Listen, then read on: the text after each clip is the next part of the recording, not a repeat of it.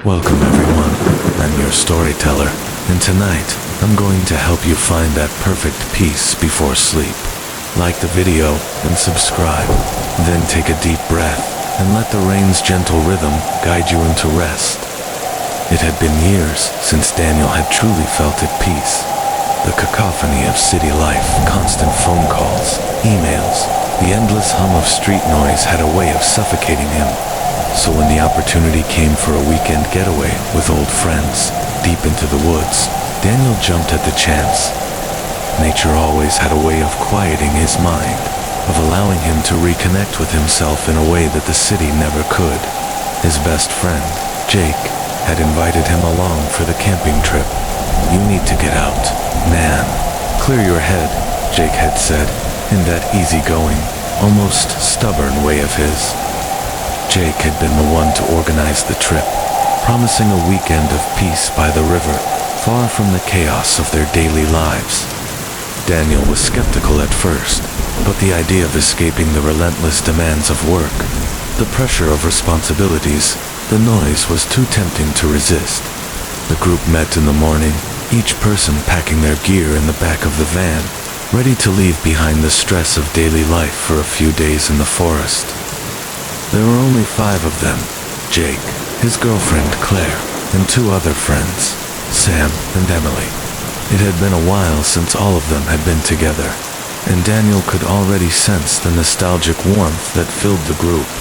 They were the kind of friends who had been through everything together: high school breakups, college parties, awkward, heart-to-heart conversations in the middle of the night. The drive was long, winding through narrow country roads that seemed to disappear into the forest itself. Daniel could feel the change in the air the closer they got to their destination. The trees, tall and ancient, lined the road like silent sentinels, their branches twisting and stretching toward each other, forming a canopy of thick green. The forest seemed alive, breathing, shifting with each gust of wind. When they arrived, the cabin was small, nestled at the edge of the forest, just a stone's throw away from the river.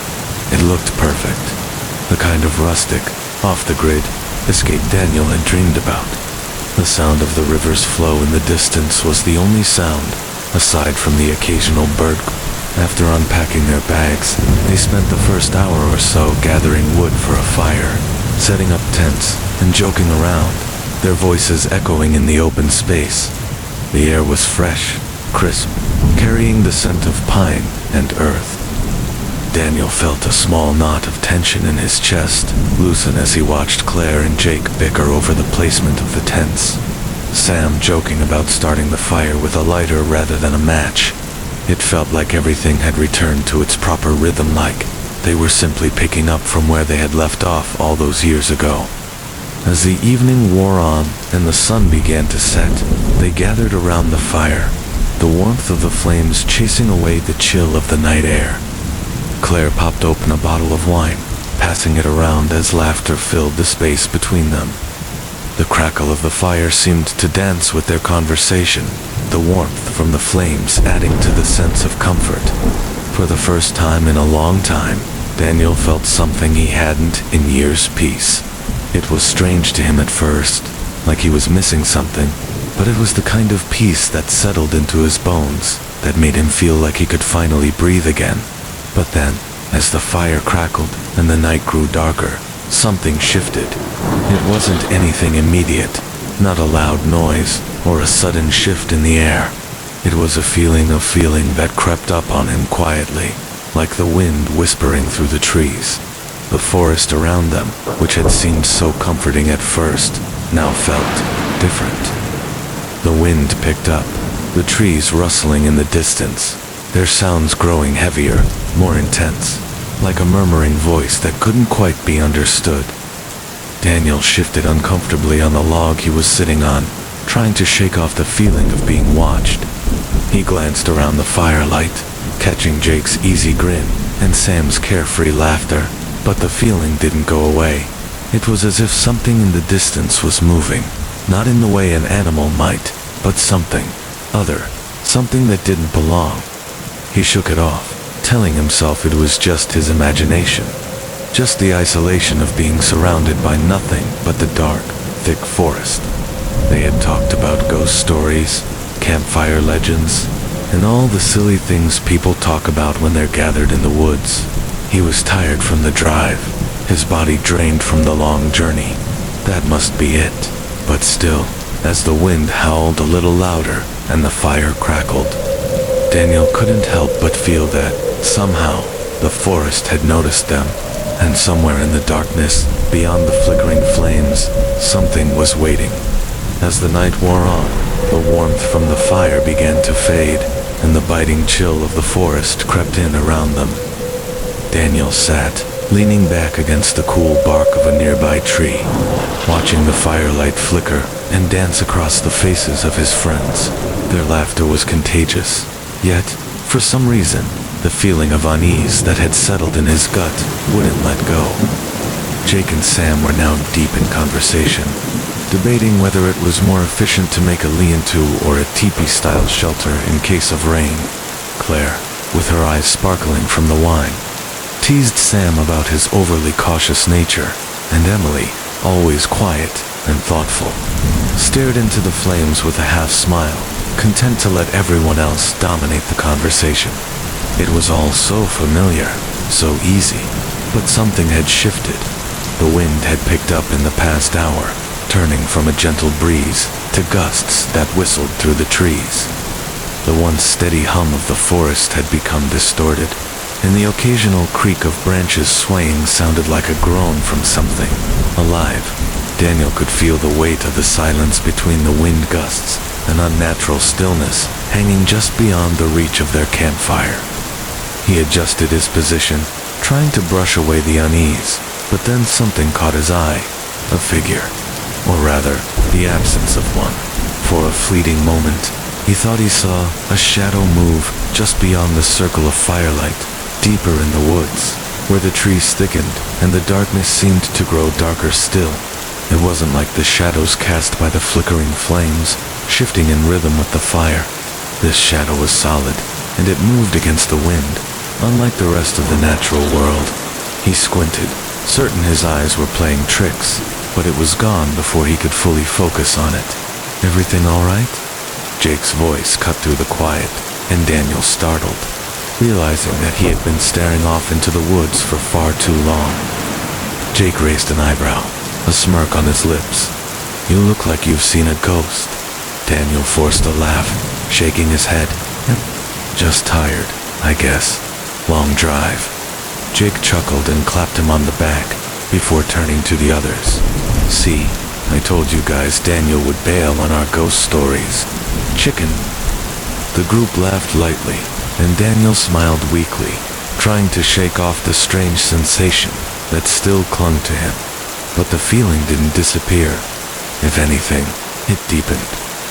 The night seemed to stretch on longer than it should have, and the wind, though louder, didn't feel like the natural pull of the forest. It was unnatural.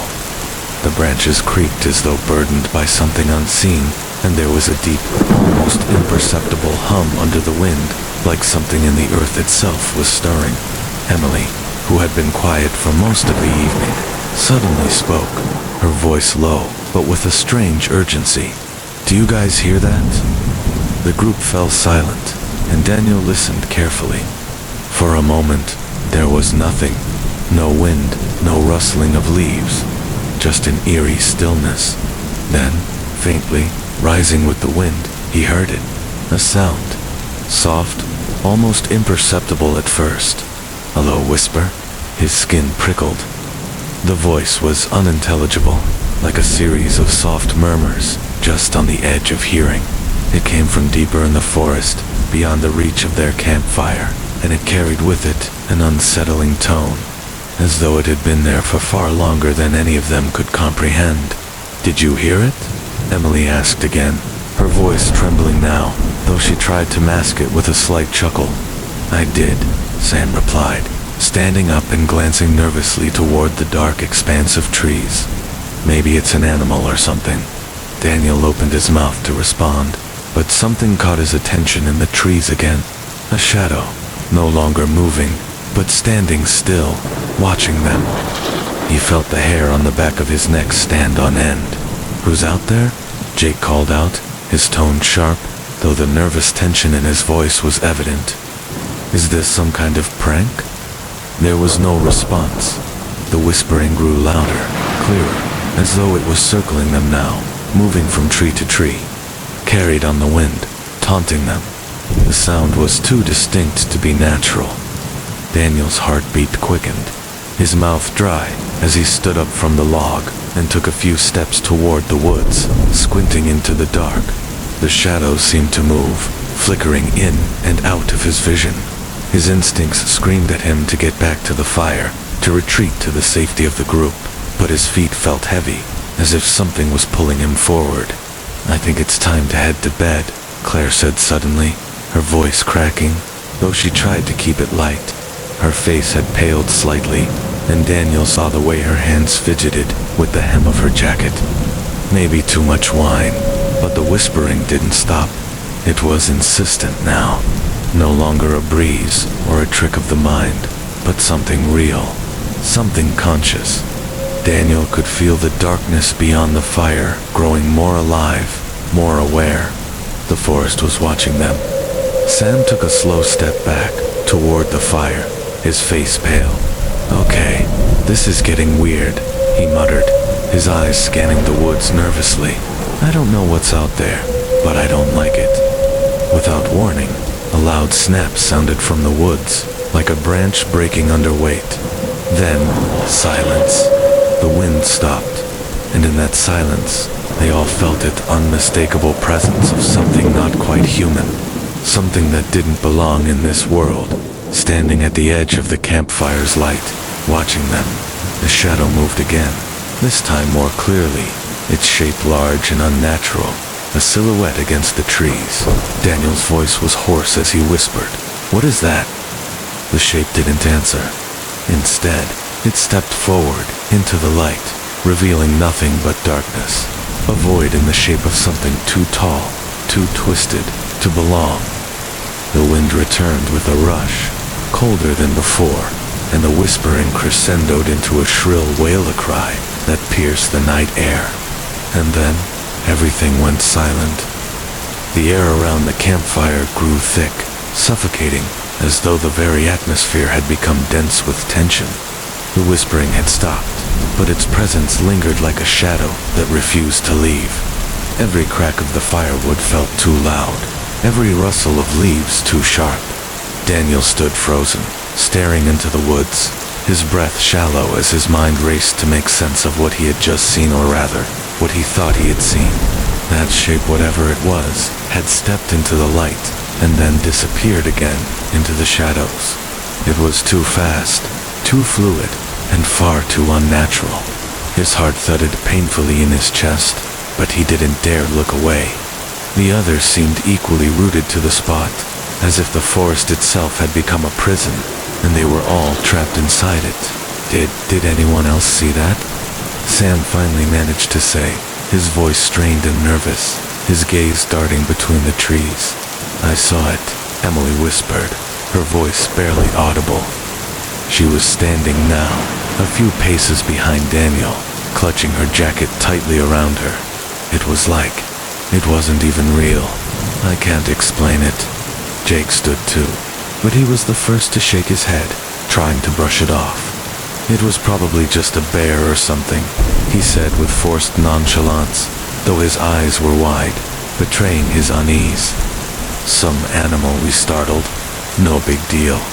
But Daniel could see the doubt in Jake's eyes. The air was thick with something far darker than any animal could explain. "No," Daniel said, his voice trembling with a truth that had been building in him since he saw the shape move. "That wasn't an animal. It was something else." "Something wrong?" The others stood still for a long moment, the wind picking up again, carrying with it the faintest murmur of the forest that seemed to speak in a language they couldn't understand. The trees swayed, their branches creaking, as though the forest was breathing with them. Daniel could feel it, deep in his chest, an ancient, oppressive presence. Claire was the first to speak again, voice quiet but urgent. "I don't like this. Let's go back to the cabin. This place, it's wrong. It feels like it's alive." She glanced nervously at the shadows that pressed against the edge of the firelight. "I'm serious. We've seen enough weird stuff already." "Agreed," Emily added, her hand tightening around the strap of her bag. "This isn't just a weird shadow or an animal. I feel like we're being watched." Jake hesitated, looking between the group and the dark forest that stretched endlessly beyond their camp. His bravado was beginning to crack under the pressure of their shared fear. He cleared his throat. Okay, fine.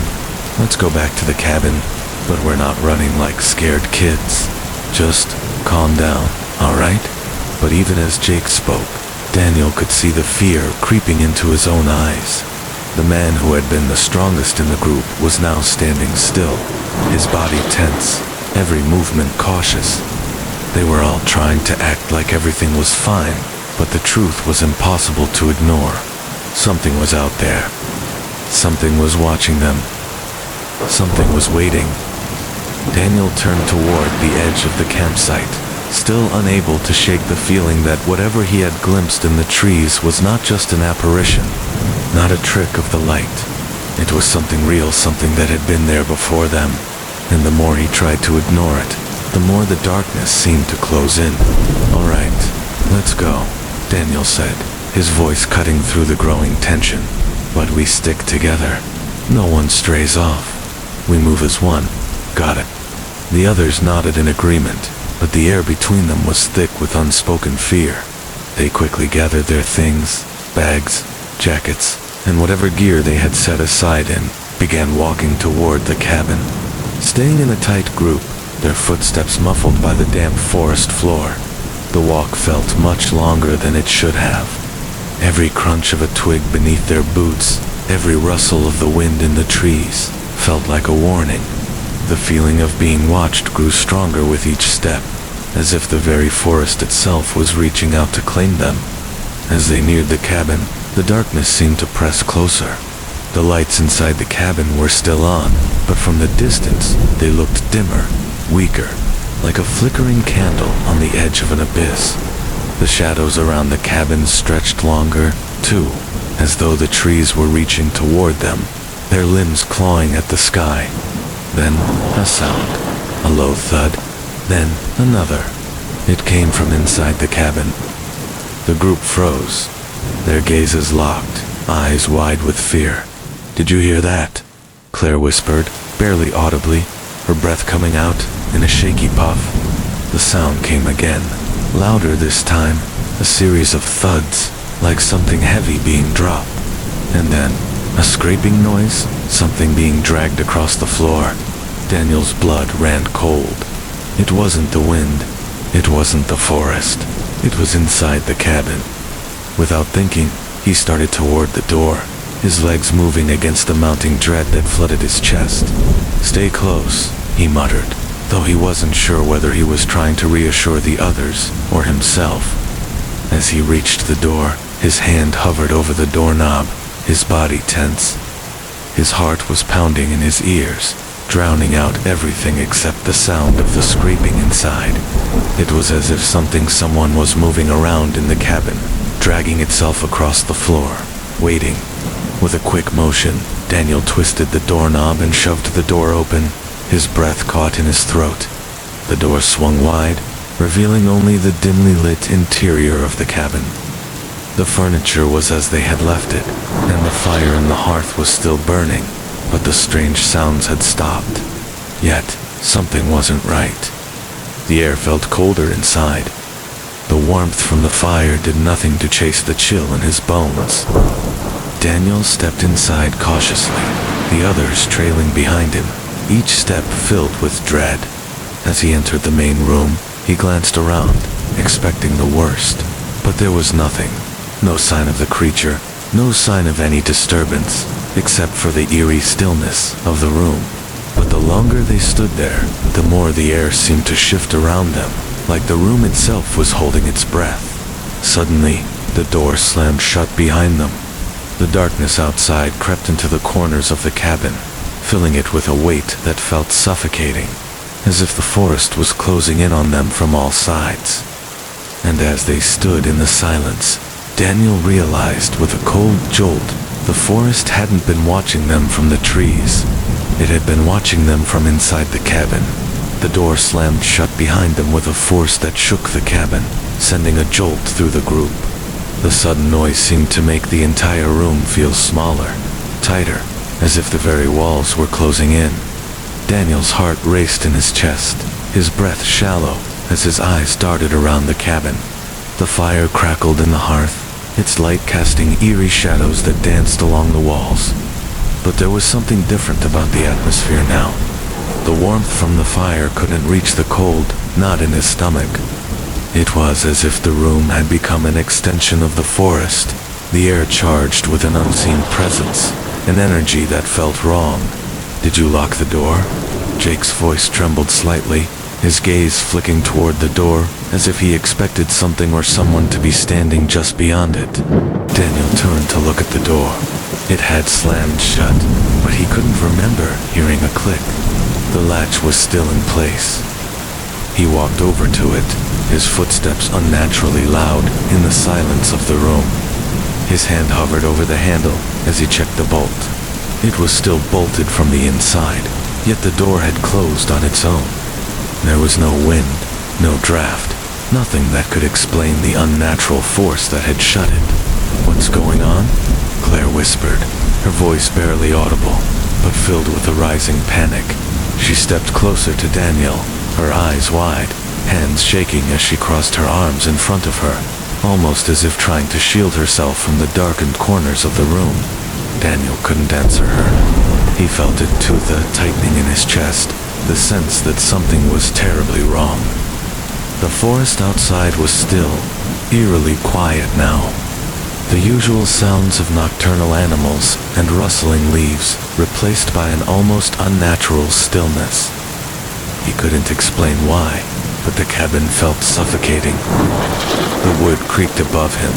The floorboards groaned as if the house itself was uneasy, holding its breath. He turned back to the others. "Stay close," he said, trying to keep his voice steady. "We're not alone in here." A shiver ran down his spine as he spoke those words, as if he had only just fully realized their weight. "Wait, are you saying someone's in the cabin?" Sam asked, his voice thick with disbelief. Daniel didn't know how to answer that. All he knew was that the tension in the air was thick enough to cut through, and whatever had closed the door behind them wasn't something they were prepared for. He took a deep breath and glanced at the other doors in the room. The kitchen, the bedrooms, the windows. He felt the undeniable urge to check every corner, every room in the cabin, even though his instincts screamed that he didn't want to know what might be hiding.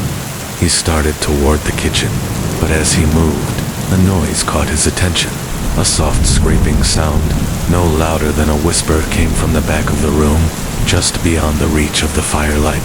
It was so faint at first, he thought it might be the wind, but then it came again. Scrape, scrape, scrape. It was rhythmic, deliberate. Daniel froze, his body stiffening. "Do you hear that?" he asked, his voice barely above a whisper. The others stood still, listening. "Yeah," Jake finally muttered. "What is that?" The scraping was getting louder now, sharper. It sounded like something or someone was dragging something heavy across the floor, just behind the walls, in the hallway that led to the bedrooms. The sound was too distinct to be the wind. "Stay here," Daniel said, more sharply than he intended. He took a cautious step forward, the floor creaking beneath his boots, and slowly approached the hallway. He could feel his heart beating in his throat, his breath shallow as he moved closer to the source of the noise. Scrape, scrape, scrape. The sound was louder now, coming from somewhere in the darkness of the hallway. He could barely see past the flickering light of the fire, but there was no mistaking it. Something was moving. Daniel stepped into the hallway, his eyes scanning the shadows. The light from the fire barely illuminated the end of the corridor, and he strained to listen, his ears burning with anticipation. The scraping sound seemed to come from one of the bedrooms, now so close it sent a shiver down his spine. With a trembling hand, Daniel reached for the door handle to the nearest bedroom. His breath caught in his throat, and then the scraping stopped. A chilling silence filled the house, a silence that was heavier than before. And in that silence, something more terrifying than the scraping began. A whisper. Not the wind, not the trees. This whisper was coming from inside the house, inside the very walls, and it was speaking to him. Daniel, he froze, the whispering voice slithering into his thoughts like a cold fog, making it impossible to think clearly. His mind was suddenly filled with the feeling of dread, the sensation of being watched, no, of being listened to, like something was studying him, waiting for him to make the wrong move. The door in front of him creaked, slowly opening on its own. No, Daniel started to say, but his voice caught in his throat. The door, as though moved by an unseen hand, opened wider, revealing the darkness within. The whisper grew louder, clearer. Daniel, come closer. And for a moment, he wasn't sure if the words were real or just in his head. But his body moved on its own, stepping closer to the doorway. Something compelled him forward, a force that felt as ancient as the woods outside, a force that had been waiting for him. Before he could stop himself, Daniel took another step. Suddenly, the door slammed shut in front of him with a deafening bang. The room beyond was shrouded in darkness, but the very air seemed to hum, like it was vibrating with some terrible energy. The others rushed to his side, and Jake grabbed his arm, pulling him away from the door. What the hell is happening? Jake demanded, his voice panicked. Are you all right? Daniel couldn't answer. His mind was racing, the whisper still echoing in his ears.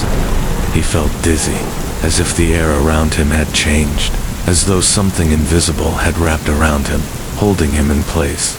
I don't know, Daniel finally managed, his voice hoarse. But whatever's in here, it's not human. The sudden slam of the door echoed through the cabin, leaving everyone in stunned silence.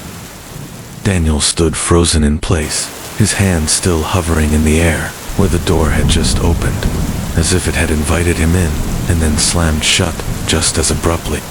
The others looked at him, wide-eyed, unsure of what had just happened, or whether they had all imagined it. What the hell was that? Sam's voice trembled, barely above a whisper, as if speaking too loudly might disturb whatever it was that waited in the dark. Daniel stood still, his chest tightening, a cold sweat beating on his forehead. His eyes were locked on the door, the shadowed interior behind it now, seeming impossibly dark. Like an abyss he had no intention of exploring. And yet, some part of him, the part of him that wasn't yet completely consumed by fear, felt the pull to understand it, to go in. I don't know, Daniel muttered, his voice hoarse, but something's in there. It's not right. Claire, who had been standing near the fire, now looked nervously from Daniel to the door. She stepped forward, her hand shaking as she reached for the door handle. But before she could touch it, Emily suddenly grabbed her arm, pulling her back. Don't, Emily said urgently, her voice filled with panic. It's not just the house. I feel something in here. I feel like something is watching us. She glanced around, her face pale, eyes wide. It's alive in here, waiting. The air in the room seemed to grow thicker with each passing second. Heavier, like something unseen was pressing against them from all sides. The fire crackled loudly, its warmth almost no comfort against the chill that had crept into the room. Daniel turned back toward the others, his mouth dry as he tried to steady himself. I can't explain it, but there's something in this house. Something watching us. He shook his head, frustrated by his inability to explain it clearly. It's in the walls, in the floors. I've felt it ever since we arrived. Jake's brow furrowed as he stepped up to Daniel, trying to stay calm but clearly unnerved. What are you talking about? This is just an old cabin in the woods. There's nothing here but us, man. Nothing else. I don't know. I don't know what it is. Jake, Daniel said, his voice cracking, but I feel it. We need to get out of here. I don't think we're alone in this cabin. The others fell silent, a nervous energy buzzing in the air as they exchanged looks. The wind outside picked up, its howl sending a shiver through the walls of the cabin, rattling the windows. Every creak of the wood, every groan of the house, seemed amplified in the tense quiet that had fallen over them. Finally, Claire spoke, her voice trembling but resolute. We can't just leave, Daniel. It's late, and we have no other place to go. I don't care what's in here, but we can't panic. We need to stay together. Let's just sleep it off and leave in the morning, okay? We'll be fine. I agree, Jake added, though his voice lacked its usual confidence. This is just a stupid misunderstanding, a prank or something. Let's all calm down and figure it out tomorrow. Daniel felt the pressure building in his chest as they spoke. The cabin was suffocating him. The presence that loomed in the dark, that whispered to him when it should have been quiet. It wasn't something they could just ignore. He had to find a way out, but he couldn't leave without the others. Something was here, something old, and it wouldn't let them go. Before he could respond, the unmistakable sound of something scraping against the floor in the hall echoed through the room again. Scrape. This time, it was louder, sharper, more urgent. Sam's eyes widened, and he quickly turned to look at the others, his face pale with fear. Did you hear that? That's not normal. His voice cracked as he backed away from the hallway, his body stiff with panic. The air in the room froze. Everyone was listening now, their eyes wide with fear. The scraping continued, echoing through the cabin, like claws dragging across the floor, deliberate and slow. No, that's not okay, Jake said, his voice a low growl as he moved toward the kitchen counter, grabbing the nearest object, a wooden spoon. I'll check it out. You all stay here. If there's anything in this house, I'm putting an end to it. No, Jake. Daniel reached out to stop him, his hand shaking. It's not safe. You don't understand. It's not human. You can't just walk into that. But Jake was already stepping toward the hallway, his face tense, his eyes scanning every corner. Just relax, Daniel. It's probably a rat or something. Stay here. Daniel's body clenched as he tried to reason with himself, but his instincts screamed at him not to let Jake go. Please don't. You can't. The scraping sound grew louder, sharper, almost like it was pacing now, circling closer. And then, without warning, the sound stopped. For a moment, there was only stillness. Then, a loud bang came from the hallway. Everyone jumped back, their collective breath caught in their throats. Jake spun around, his face pale, his hand clutching the wooden spoon like a weapon. Okay, this is not a rat, he said through gritted teeth, his voice low and shaking. We're getting out of here now. Before anyone could move, the door to the room, the bedroom at the end of the hallway creaked open, and the shadows shifted. The door creaked open, just wide enough for a sliver of the hallway to be visible. The darkness beyond the threshold seemed to ripple, like the shadows themselves were alive, reacting to something. Daniel's heart thudded in his chest, each beat echoing in his ears as he stood frozen in place, unable to move. The others were still too shocked to speak, their eyes locked on the opening, as though daring the shadow beyond to reveal itself. Did anyone open that door? Claire asked, her voice barely more than a whisper, a tremor running through it. No one moved, Daniel muttered, his throat dry, his legs suddenly weak beneath him. His body screamed at him to run, but his feet wouldn't obey. The sound of his breath, shallow and frantic, was the only noise in the room, filling the silence left by the knobs and scraping. It was as though the very cabin had gone quiet, holding its breath, waiting for something. Jake stepped forward cautiously, the wooden spoon still gripped in his hand, though his confident posture was now replaced with a tentative, defensive stance. All right, someone's messing with us? No more jokes. I'm going to see what's in there. Jake, don't. Daniel pleaded, his voice rising despite his better judgment. It's not a joke. It's something else. Please, we need to leave now. Jake ignored him. His eyes were set, and with one final hard look back at the group, he stepped toward the door. The air around him seemed to grow heavier, and the cabin walls creaked in protest, as though the house itself was trying to push him away, but he didn't notice. His hand reached for the door, pulling it open slowly, the hinges groaning with the strain. The room beyond was dark, the shadows creeping toward him like tendrils from a nightmare. He peered into the hallway, eyes scanning every inch of it. But there was nothing there, just the dark wood paneling, the empty space of the cabin stretching down the corridor.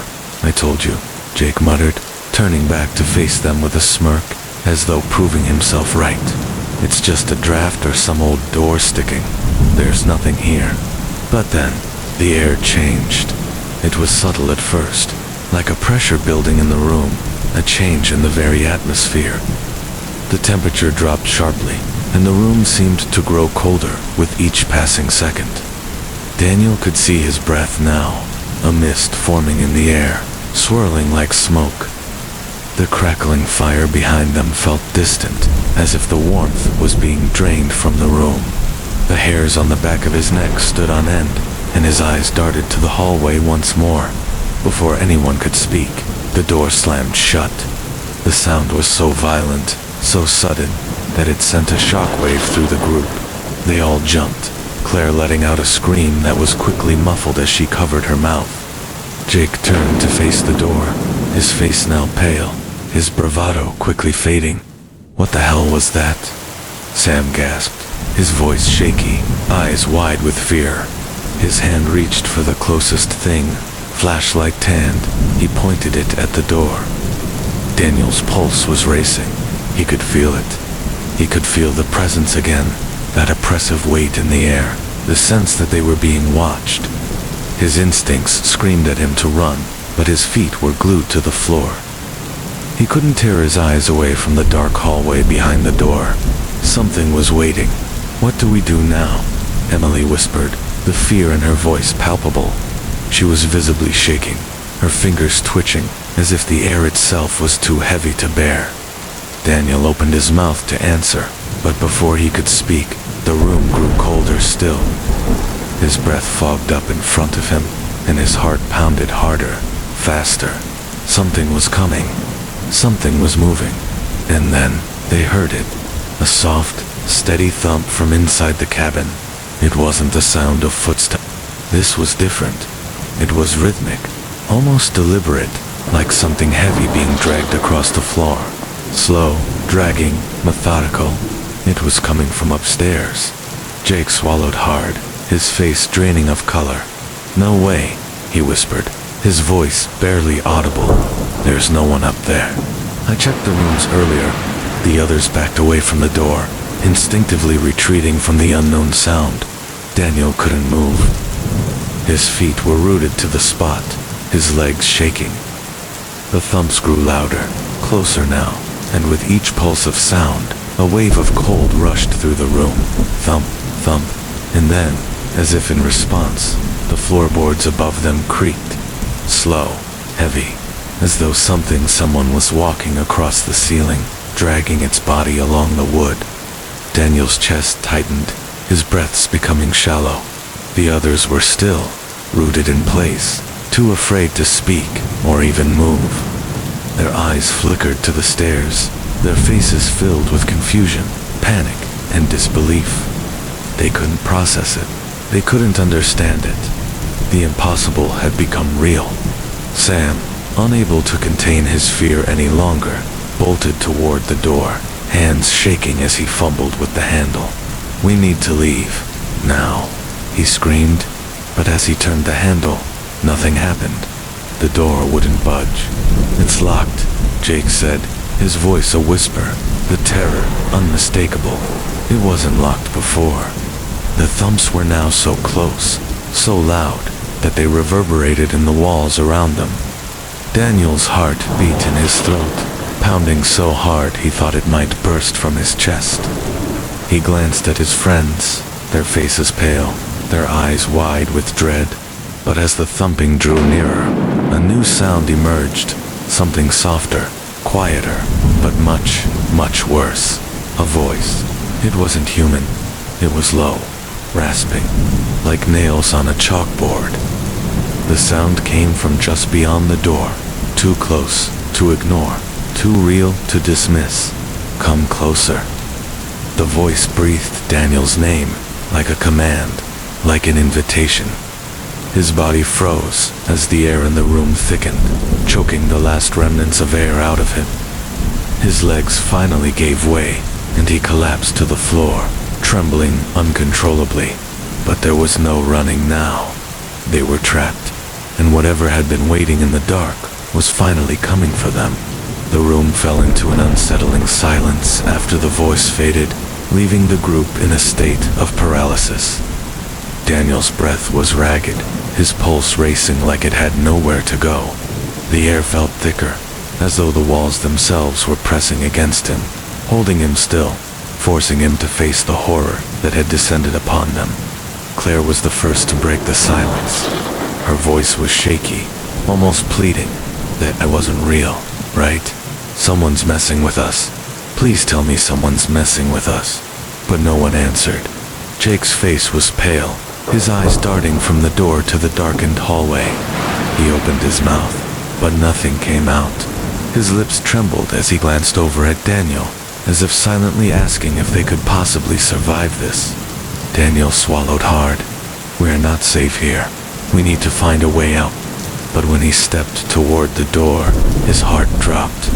The handle, which had previously rattled with ease, now felt frozen, unyielding, as if the cabin itself had sealed them inside.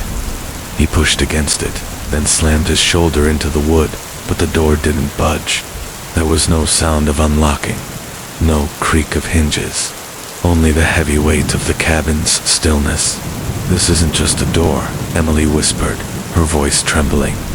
She backed away from the door, her hand clasped tightly around her jacket sleeve, as though the very act of touching the wood could bind her to something she couldn't escape. This house, it's not just a cabin, it's a trap. Her words settled in the room like an iron weight. The very walls seemed to close in, and the temperature dropped another few degrees. Daniel rubbed his arms in a futile attempt to warm himself, but the cold had seeped into his bones. Something was alive in this place, something that didn't belong. The soft sound of scraping returned. It was faint, like something slowly dragging across the floor, but it was close, too close. It didn't come from the hallway or behind, then it came from directly above. Thud. A low, hollow thump, followed by another scraping noise. The group exchanged terrified looks. It's upstairs, Daniel muttered under his breath, barely able to keep the panic from his voice. But there's no one up there. We checked. The scraping was joined by the unmistakable sound of something dragging across the floor, slow, deliberate. It was the sound of movement, natural, deliberate. The air grew heavier, thickening like a fog, the pressure building to a suffocating point. Claire, who had been silent, now stepped forward cautiously, her hand stretched out toward the doorway. Maybe we should. Suddenly, the scraping stopped. The silence that followed was worse than anything that had come before. No footsteps, no wind, no creaking wood. Just the oppressive stillness that felt like it was waiting, watching, listening. It was in that silence that they heard it, the softest of noises, barely perceptible at first. A whisper, Daniel. The voice was calm, chillingly calm, and it came from behind them, from somewhere in the cabin, though no one had moved. It was not the creature from the forest. It was something more personal, familiar, like a whisper buried deep in his mind, something he couldn't fully remember. Daniel, come closer. He spun around, heart hammering, the breath leaving his chest in a rush. But the cabin was empty. Nothing moved. No shapes in the shadows. No figures lurking, only the empty air, suffocating him with its stillness. Then, suddenly, the walls groaned. It wasn't just the house settling or the wind picking up. This was different. It was as if the entire structure of the cabin was shifting, adjusting, groaning under the weight of something inside it. The walls cracked, and for the briefest moment, Daniel thought he saw something or someone just at the edge of his vision. A shadow, stretching tall, bending unnaturally, standing in the corner of the room. He couldn't look away, couldn't pull his eyes from it. The shape loomed larger, more defined, and then, just as quickly as it had appeared, it vanished into the darkness, leaving him breathless. What the hell was that? Jake whispered, his voice hoarse, eyes wide in disbelief. I don't know, Daniel muttered, swallowing hard, but I feel like we're not alone anymore. The air shifted again. This time, there was a new presence in the room, not seen, but felt. The weight of it pressed on them, thick, suffocating. It was in the air, in the silence that stretched too long, in the way the shadows no longer felt like just the absence of light, but something waiting. And then, from the darkness, the voice returned. This time, it wasn't a whispered, it was a low, guttural growl, almost animalistic, but filled with an intelligence that made Daniel's blood run cold. Come closer. The growl echoed in his ears, rattling his bones, as if the very earth beneath his feet was alive with the sound of it. The temperature dropped again, the chill biting into his skin as the pressure built, intensifying. And then, in a flash, Daniel knew he couldn't stay here. Whatever was in this house, whatever was watching them from the dark, it wasn't just some supernatural force. It was something ancient, something that had been waiting for them to find it, something that wouldn't let them leave. And with that realization came a terrible truth. The cabin was alive. It had been alive for much longer than they had been. Run. The voice spoke again, but this time it wasn't just in their heads. It came from every direction, surrounding them, filling the room with an unholy presence. The whisper became a roar, and before Daniel could even react, the door to the cabin flew open. The outside darkness was no longer their enemy, it was inside. The door to the cabin swung open with a loud crack, startling the group into motion. The wind outside rushed in, carrying with it a bitter cold that seemed to bite at their skin, even as it passed through the threshold. The once contained warmth from the fire was instantly swallowed up by the overwhelming chill. But the cold was nothing compared to the panic that surged through Daniel's veins as he stood frozen, staring at the open doorway. The shadows outside the cabin seemed to ripple, stretching unnaturally long into the night. The world beyond was utterly silent, as though the very forest had been stilled, holding its breath along with them. Daniel's pulse quickened, and he felt his body shiver, not from the cold, but from the growing sense of dread that crawled up his spine. We can't leave. Emily's voice was strained, barely above a whisper. She took a cautious step back, her eyes wide with fear. The door opened on its own.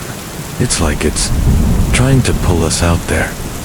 Jake was the first to break the paralysis, stepping quickly to the door and slamming it shut with a force that made the wood shudder. "No one is going anywhere," he said, his voice firm, but tinged with an edge of uncertainty.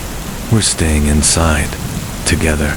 But Daniel knew they weren't safe. The house wasn't just holding them, it was toying with them. He could feel it in the air, the way the walls of the cabin seemed to lean in closer, as if pressing them all into a smaller, more confined space. It wasn't just a house. It was a prison, and whatever dark force had inhabited it was growing stronger. "Jake, listen," Daniel began, his voice trembling despite his efforts to sound calm. "This isn't about the door. It's about what's in here. Something is trying to drag us into the dark." The words hung heavily in the air. Claire looked between them, her brow furrowed with confusion. "What do you mean?" "There's nothing out there. It's just a draft. Just..." "No," Daniel interrupted, his eyes wide with panic now. It's not a draft. It's the forest. The cabin itself. It's part of whatever is out there. He pointed toward the window, where the shadows now seemed to swirl outside like smoke. Whatever is calling us, it's in the woods, and it's not just the trees. It's this place. It's alive. Sam shook his head, pacing nervously. We can't just sit here and act like everything's fine. But if we leave the cabin, we're out there, in the dark. That thing in the woods could be watching us now. They all fell silent, the weight of the situation pressing down on them like a thick fog. They were trapped, not just by the cabin's walls, but by the very thing that inhabited the darkness outside and within. It was as though they had walked into something that had been waiting for them, something ancient and hungering. Then what do we do? Claire's voice was small now, but there was a tremor of real fear there. We're stuck. We can't stay here forever. But the moment she spoke, the answer became painfully clear. The scraping sound returned, but it wasn't coming from the hallway or the upstairs. It was coming from inside the walls. A soft, deliberate scrape, like claws dragging against the wood from the space between the plaster and the beams. It moved slowly, methodically, and as it grew louder, Daniel could feel the very foundations of the house tremble beneath his feet. The group was paralyzed, unable to move, each one of them listening to the horrifying sound that seemed to echo from the very structure of the cabin. The walls groaned in protest, the timber bending and creaking under the strain of whatever it was that lived inside them. Then came a new sound of voice. Not a whisper this time, not the faint murmurs from before. This voice was full of hunger, full of malice. Come closer, it breathed, the words sliding into Daniel's mind, as cold and malevolent as ice. The voice wasn't outside. It was in the walls, in the room, in his very thoughts. It knew them. It knew everything about them. The temperature dropped even further, a chill sinking deep into their bones. The air was so cold now, it felt like ice was creeping under their skin. The shadows pressed tighter around them, crawling across the walls, pooling in the corners of the room.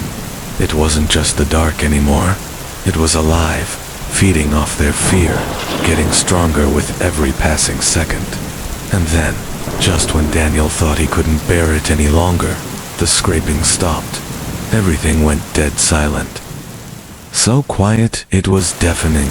The others exchanged frantic looks, eyes wide and searching, hearts racing in their chests. No one moved. No one spoke. It felt like something had shifted, something had changed in the room, and they were no longer in control. The silence stretched on, unbearably long, and then, from behind them, from the kitchen area at the far end of the room, the floorboards groaned. Slowly, deliberately. Daniel spun around, his breath caught in his throat, his eyes shot to the kitchen, his heartbeat slamming in his chest. There, just past the doorway, he saw a shadow moving, and then a figure emerged, tall, impossibly thin, its limbs stretching unnaturally long, like it had been born from the very darkness. The thing was humanoid, but there was nothing human about it. Its face was obscured in shadow, but its eyes glowed a sickly yellow, burning through the dark, and it looked at them. Its gaze swept over the group, locking with Daniel's for a brief moment, and in that instant, a wave of pure, unadulterated terror washed over him. He could feel the presence of something ancient, something that had been waiting far longer than he could comprehend. Then, in one swift motion, the creature lunged forward, a screeching noise escaping its throat, a noise that was so unnatural, so horrific, it rattled the very air. "Run!" Daniel screamed. Without thinking, without a second of hesitation, the group turned and fled. The cabin had become a death trap, and the thing in the shadows was no longer content to hide. They dashed toward the door, but as they reached it, something slammed against it from the other side. The door wouldn't budge. The house wasn't just trapping them, it was keeping them there. The door slammed again, louder this time, shaking the entire frame. The group recoiled, stumbling backward from the force of it. Daniel's mind raced. What do we do? What do we do now? The cold, creeping sensation in his chest was suffocating, a raw panic crawling up his throat. The creature, had lunged at them, but it hadn't followed. Instead, it had retreated into the shadows again, lingering just out of sight, but its presence was undeniable. Jake was the first to react. "We need to get out of here." His voice was harsh, panicked, but it was also urgent, cutting through the rising terror that had settled over them. He grabbed the door handle and yanked it, hard, but it didn't budge. "What the hell?" he shouted, pulling again. "It's stuck. It's locked from the outside." The others gathered around him, eyes wide, their breathing quick and shallow as they looked at the door, then at each other. They were trapped. "What the hell's going on?" Sam's voice was shaky, his hand gripping the back of a chair, as if it were some kind of shield. "That thing, it's not just in the shadows. It's alive." It was alive. His eyes were wide, frantic. "We have to leave." Emily was shaking now, her face pale, her gaze darting around the room like she was expecting the creature to leap out from any corner. "But where do we go?" she whispered. "The forest. It's not safe. We can't just run out there into the dark." "We're not running anywhere," Daniel said, his voice hoarse, his hands shaking at his sides. He felt the weight of his own fear pressing down on him, but there was something else now, too, a growing awareness of what was happening, of what had been happening all along. "We're stuck in here. The house. It's alive. I don't think it's letting us go." Jake turned to face him, his face drawn tight with disbelief. "Alive? What the hell are you talking about? It's just a cabin." "No," Daniel said, shaking his head. "It's more than that. It's been feeding off us, off our fear, drawing us in. The door's locked.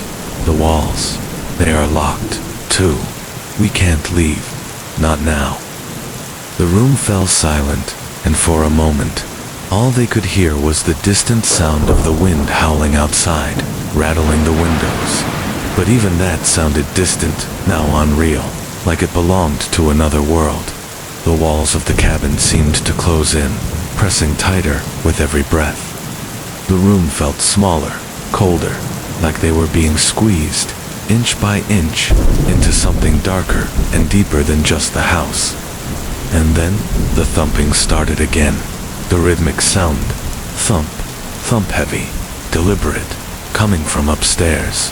But it wasn't just the sound of footsteps this time. It was something far worse. The sound of dragging, scraping. The creature was moving again, slow and methodical. "No, no, no, no," Jake murmured, his voice cracking. He backed away from the door, away from the walls, as if they might reach out and grab him. "What the hell is that thing?" "It's hunting us," Daniel said, his throat dry. The realization was settling in, cold and final. Whatever it is, it's feeding off us. The fear, the panicates growing stronger. The room seemed to grow darker, the shadows stretching further into the corners, thickening with a presence that wasn't human, wasn't natural. The scraping sound from upstairs grew louder, sharper, like claws digging into the wood. And then, just as it had before, the whispering returned this time, clearer, more distinct. "Come closer." Daniel's body went cold. The voice was no longer distant. It was in the room with them. It was in their heads. The air around them began to thicken, pressing in on their chests. The darkness felt heavier now, as if it had substance, as if it were reaching into the room, pulling at them, pulling them toward the heart of the cabin, toward the creature that waited. "Daniel." The whisper came again, this time right behind him. He spun around, eyes wide, his chest tight with fear. His heart pounded in his throat. But there was no one there, no figure, no shape, lurking in the shadows. Just the darkness pressing against him like a physical weight. "Come closer." The voice sounded like it was coming from within his own mind now. It was familiar too, familiar. It spoke to him, drawing him forward, urging him towards something he couldn't see but knew was there. His body moved before he could stop it. His legs carried him forward, drawn by the voice, like a marionette whose strings were being pulled by an unseen hand. It wasn't just the whispers. It was the presence, the force that had been growing around them since they had entered the cabin. It wasn't just haunting them. It was controlling them. "Daniel," Emily cried out, but it was distant, as if her voice were fading into a tunnel. She grabbed his arm, pulling him back, but it was too late. He was already stepping toward the kitchen, toward the shadows. "Stop," Jake shouted, his voice thick with panic, but it felt far away, muffled, as though it belonged to a different world. Daniel reached the threshold of the kitchen, and the door swung open on its own, the handle turning by some invisible force. The shadows inside stretched long, like dark fingers waiting to grab him, to pull him into the unknown. He didn't hesitate. He stepped inside. "Come closer." The voice was louder now, almost deafening. It was right in his ear. And then he saw it. A shape, no, not a shape, a presence. Something huge, its form shifting and warping in the darkness, like the shadows themselves had become solid, had taken on a grotesque, human-like shape. It was as though the very walls of the house had given birth to it, made it from the house itself, from the darkness. Its eyes glowed yellow, like fire, burning with an unnatural intensity. "You're mine now." The voice was clear, a deep, guttural growl that resonated in his chest, shaking him to the core. The hunger in its words wasn't just for fear, it was for something far worse, something older. Daniel's body froze. He couldn't move. The thing in front of him, it was the reason they were all here. The reason the house had been alive. The reason they hadn't been able to leave. It was the heartbeat of the cabin, the soul of the dark forest that had drawn them in. It stepped forward, and everything went black. Daniel's body went limp as the darkness swallowed him whole. The world around him became a blur of shapes and sounds, as if the very fabric of reality had unraveled, leaving only the cold, suffocating presence of the creature. He felt himself pulled forward, his limbs moving without command, his body obeying an unseen force. His mind screamed to break free, but it was as though his thoughts were swallowed by the oppressive weight that surrounded him. The creature's eyes, those glowing, burning yellow orbs, were the only thing that Daniel could focus on. They watched him with an intelligence that made his blood run cold. The thing wasn't just hunting him, it was guiding him, pulling him deeper into its web. Each step he took felt like a surrender, a slow and inevitable submission to something ancient and terrifying. "You're mine now," the voice whispered again, but this time it wasn't just in his mind. It was inside his bones, inside his blood, reverberating through his very being. The walls of the kitchen seemed to pulse with the same energy, as though the entire house was alive, breathing in unison with the creature. And Daniel's body was just another part of its grand design. No, no. Daniel tried to scream, but his throat tightened. The words strangled before they could escape his lips. He felt his chest tighten, his breath coming in sharp, desperate gasps. The hunger, the need inside him was growing, filling him, consuming him. It was a craving that didn't belong to him, something foreign and dark that had taken root deep inside him. The creature stepped closer, its form shifting with an unnatural fluidity, moving like smoke-made flesh. Its twisted limbs reached for him, long and skeletal, ending in fingers that curled like claws, too long, too sharp. Daniel tried to step back, to break free from the pull, but it was no use. His feet wouldn't obey him. He was locked in place, rooted to the ground. And then, with a sickening groan, the walls of the cabin seemed to open up. The air grew thick, saturated with the same malevolent force that had drawn them in. Daniel felt the darkness press in around him, felt it enter his mind, filling the empty spaces left by his fear. The voice, the creature, was in his head, flooding his thoughts with images of things he couldn't comprehend. "Come closer," it whispered. "You belong to me." He could feel its presence, its hunger growing stronger with each passing second. The more he resisted, the more the pull intensified. It was as though the very essence of his being was being drawn into the dark, pulled from him by the creature that had always been watching, waiting for the right moment. And then, the house began to speak, not with words, but with a deep, resonant hum that rattled the very air. The walls groaned and cracked, the wood trembling as if alive. It was as though the cabin itself had awakened, as if it were feeding off their fear, feeding off the terror that had taken root in their hearts. The hum grew louder, vibrating through Daniel's bones, rattling his teeth. His body trembled with the intensity of it, the overwhelming force that threatened to tear him apart. "Help us," Claire's voice screamed, her voice raw with panic. She and the others had been watching in horrified silence, but now they were moving toward him, pulling him back, desperate to break the hold the creature had on him. "Daniel, fight it," Jake shouted, his voice strained as he reached for Daniel, his hand grabbing his arm. But the moment his hand touched Daniel's skin, something changed. The creature reacted. A wave of cold, natural, impossible cold, pulsed outward from Daniel's body, knocking Jake and the others back. They fell to the floor, gasping for air, as the temperature in the room plummeted, as though they were suddenly surrounded by ice. The cold cut through their clothes, their skin, numbing them with an intensity that felt like it was freezing them from the inside out. Daniel's body jerked violently, the energy from the creature flooding him in waves. He could hear the voices now, louder than ever, swirling around him, filling his head with an endless barrage of whispers, commands, promises. He wanted to scream, to fight, but the words wouldn't come. His body wasn't his own. It was as if he had been claimed, a vessel for something ancient, something powerful and unstoppable.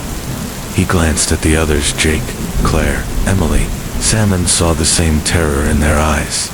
They were all trapped, just as he was, caught in the same web, unable to escape. "Come closer," the voice sang again, this time accompanied by the eerie hum of the house. It was no longer just a whisper. It was a command, a demand. Suddenly, the floor beneath them trembled again. The walls of the cabin shuddered, and a deafening crack split the air. Daniel's eyes widened in terror as the very structure of the house began to warp, twisting and bending, as if the house itself was being reshaped, consumed by the creature. A piece of the ceiling fell, crashing to the floor, and the room was filled with a cloud of dust. The fire in the hearth flickered and sputtered, its flames casting chaotic shadows across the room, and then everything stopped. The hum, the whispers, the trembling, everything went silent. Daniel opened his eyes, blinking in confusion. The cold had disappeared, the air was still, and the shadows seemed to retreat, leaving behind only the dim glow from the hearth. The others were still on the floor, frozen in place, their faces pale with fear, but they seemed stuck. It was as if the world had shifted around them, leaving them behind, trapped in some other version of reality. Daniel could feel it now, the creature's presence, not just in the room, but in his mind, in his blood. It was inside him, breathing with him, feeding off him. It wasn't just a physical thing anymore. It was his now. He took a deep breath, his chest heavy with the weight of it. "You belong to me now." The voice was clear in his mind, and for the first time, he didn't fight it. He couldn't fight it. His body, his soul, they were no longer his own. The silence that followed the sudden chaos in the room was unnerving. It was a heavy, suffocating kind of silence, one that felt unnatural, like the air itself was holding its breath, waiting for something to happen. Daniel's heart pounded in his chest, and his breath came in ragged gasps. He could feel the lingering presence of the creature within him, gnawing at his thoughts, claiming his body as if it were no longer his to command. The others were still frozen on the floor, their eyes wide with fear, their faces pale. They seemed disoriented, as though they had been trapped in some nightmare that they couldn't wake from. Their movements were slow, tentative, as they began to regain control of their own limbs. But they didn't speak, didn't move beyond the confines of the floor, their eyes darting around the room in confusion and terror. Daniel glanced around at the room, his head spinning. The walls still felt alive, pulsating with energy, as though they were part of something far larger, something that had no intention of letting them leave. The cabin wasn't just a structure, it was a part of the forest, of the creature, a vessel for the malevolent force that had claimed them. The house was alive in a way he couldn't fully understand, and the very air felt as though it were pressing in on them, suffocating them with the weight of its history. But something had changed. The creature's voice, the whispers that had haunted him, had gone silent. It was as if the darkness had retreated, pulling back from the edges of his mind. But there was a creeping unease that lingered in its place, a void that felt colder, emptier. Suddenly, a movement broke the stillness. It was Emily. She pushed herself up from the floor, her hands trembling, her face pale but resolute. Her eyes darted around the room, her breath coming in short bursts. She opened her mouth to speak, but her voice caught in her throat, as if she was afraid of what might come out. Finally, after a few moments, she whispered, "What happened? Where did it go?" Daniel didn't answer her at first. His throat felt too tight. His voice caught somewhere deep inside him. He didn't know where the creature had gone, only that it was still there, in the walls, in the floor, in the very fabric of the house. It had only receded, as if waiting for the right moment to strike again. "I don't know," Daniel said finally, his voice shaky. "But it's not over. I can feel it, Emily. It's still here, just waiting." She nodded slowly, her eyes dark with fear, and for the first time, Daniel saw something in her gaze. It was as if she had been changed, just like him. She had seen it too, the truth, the thing lurking in the darkness. It had affected them all, had changed them, even if they didn't fully understand how. From behind him, Jake stood up shakily, pushing himself to his feet. "What do we do now?" His voice cracked as he looked toward Daniel, his usual confidence gone. I don't know what's happening, but it's like the house city's doing something to us." Daniel met his eyes. "It's controlling us, Jake. It's controlling everything in here." He took a deep breath. "But we can't stay here. Not like this." Sam, who had been sitting on the floor, staring blankly at the walls, suddenly stood and stumbled over to the window, peering outside. "I'm not sure we can leave," he muttered, his voice hollow. "Look at this." The others gathered around him, and Daniel followed, though his heart sank at the sight outside the window. The forest beyond the cabin had changed. The trees, once tall and majestic, now seemed twisted, their limbs hanging down like gnarled hands reaching for the sky. The path leading away from the cabin had become obscured, as though the forest itself had shifted, closing them in. The moonlight that had once bathed the forest in a soft glow now seemed harsh, slicing through the trees like a knife, casting deep, jagged shadows that moved in unnatural ways. It was as if the forest had become a maze, one that was constantly shifting, closing in on them. The sound of scraping returned, but this time it wasn't from the walls or the floor.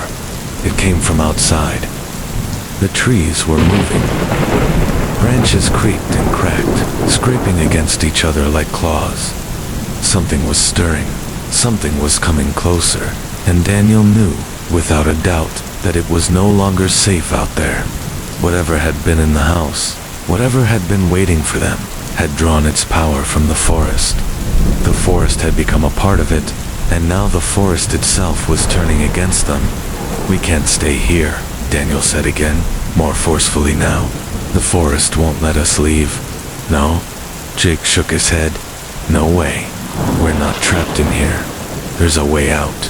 There has to be." But deep down, Daniel knew Jake was wrong. There was no way out. The forest had already claimed them. The cabin had already claimed them. And whatever it was, the thing in the shadows was never going to let them leave. The scraping outside grew louder, more insistent. It wasn't just the trees anymore. The forest was alive, moving toward them, hungry. The sound of something large, something heavy, being dragged across the ground, scraped against the floor. The voice that growled from before rose again, but it was different this time. Louder, more forceful. Come, closer. Daniel could feel it in his chest now. The creature's presence was everywhere. The very walls of the cabin seemed to be groaning, bending, creaking under the weight of its power. Run, Daniel screamed, his voice raw, filled with a panic he couldn't suppress any longer. But as he turned to flee, the cabin door slammed shut on its own. They were trapped again, trapped by the thing in the dark. The forest was coming for them. The cabin was coming for them, and they had nowhere to hide. The pounding of Daniel's heart drowned out the frantic shouts of his friends. He barely registered their panicked voices, the urgency in their words becoming distant as his body moved on instinct, propelled by the primal need to escape. But the door, once just an escape, was now an impenetrable wall, its wooden frame groaning in resistance as the shadows outside began to stretch deeper into the cabin. The silence that followed their screams was thick, suffocating. Every breath felt too loud in the oppressive stillness. "It's here," the whisper, low and guttural, seemed to hum from every corner of the cabin, a voice that was more felt than heard. It wasn't the creature from the shadows that had stalked them before, it was the forest itself, its hunger clawing at the edges of their reality. Something deeper, something older, was now awake, stirring in the very air around them.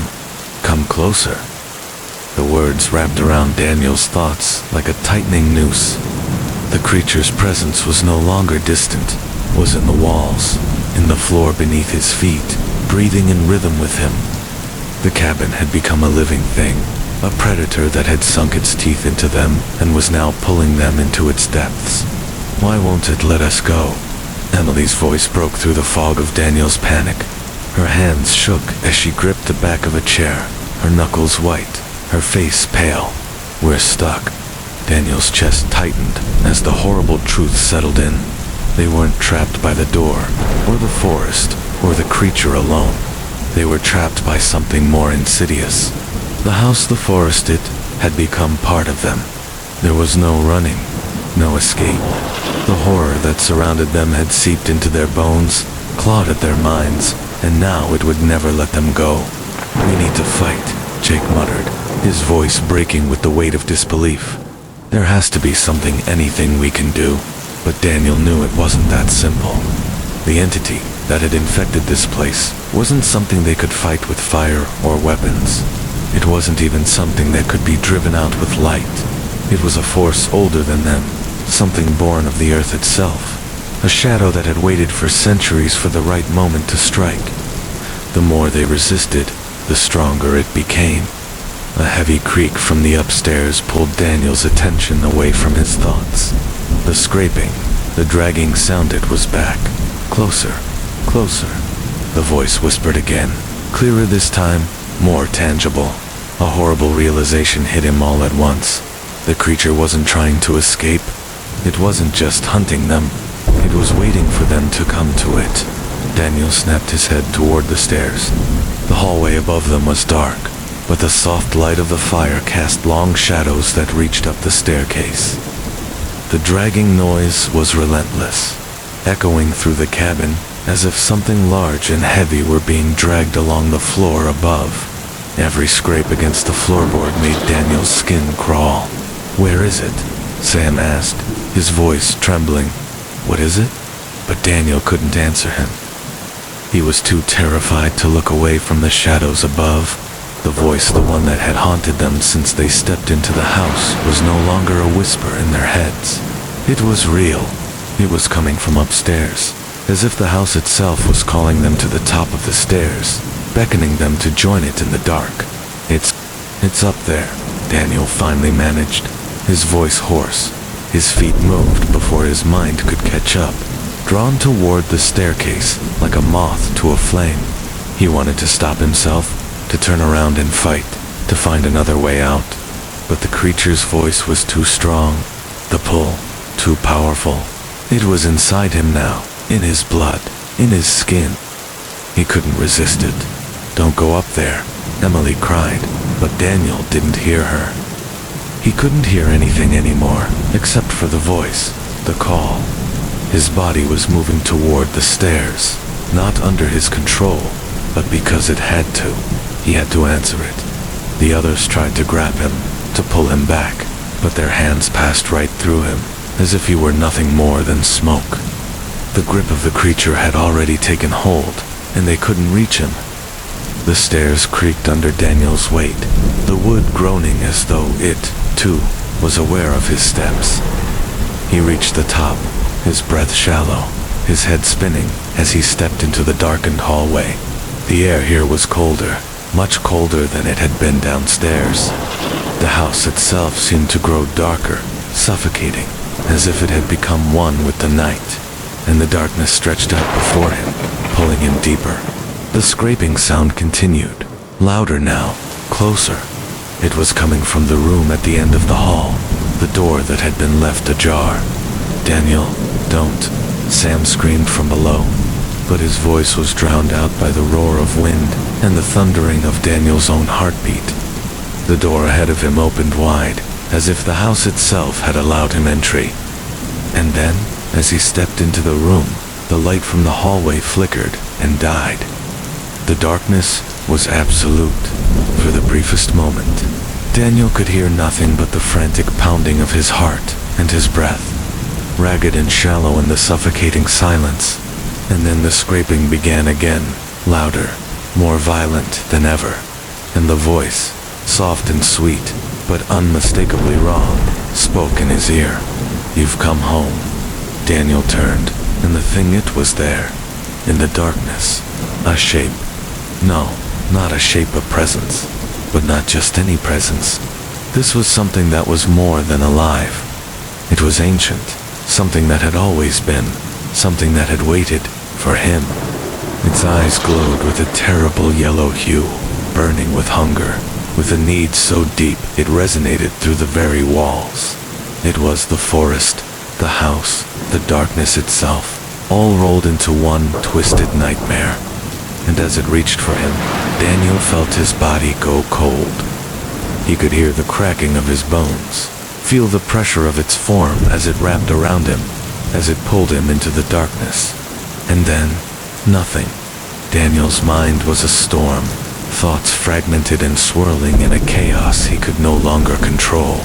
He was falling, being pulled into the dark, into the very heart of the thing that had taken root in the house, in the forest. The presence wrapped around him, suffocating him, until his body went still, his breath shallow, as though the very air was being squeezed out of him. The creature, the house, the darkness, they had claimed him completely. His vision was fading in and out, like an old film reel warping and flickering. He could still hear the whispers, low and insistent, filling his ears with their promises, their demands. He couldn't escape them. He couldn't escape it. "You've come home." The voice spoke again, not from the shadows, but from everywhere. It wasn't a whisper this time. It was a command. It was the voice of the house, of the thing that had drawn him in, and it had a power that resonated deep in his bones, sending tremors through him, forcing him to kneel, to surrender. And then the darkness shifted. The room was no longer just a space, it was alive. The walls seemed to stretch and twist, their surfaces undulating like the flesh of some massive creature. The floor groaned, as if the very foundations of the cabin were bending under an invisible weight, something that was pushing against the earth itself, trying to break free. Daniel's heart pounded in his chest, the sound deafening in his ears, but it wasn't his heartbeat anymore. It was the house's heartbeat, vibrating through him, through everything. The shadows shifted, forming a shape in front of him. It wasn't human. wasn't anything he could comprehend. It was larger, darker, something that didn't fit within the confines of the room. The thing towered above him, its body a mass of shifting darkness, flickering like smoke and fire, with no real form. Its eyes, glowing with that same haunting yellow light, locked onto him, and in that instant, Daniel felt the weight of eternity pressing down on him. This was the thing that had been waiting.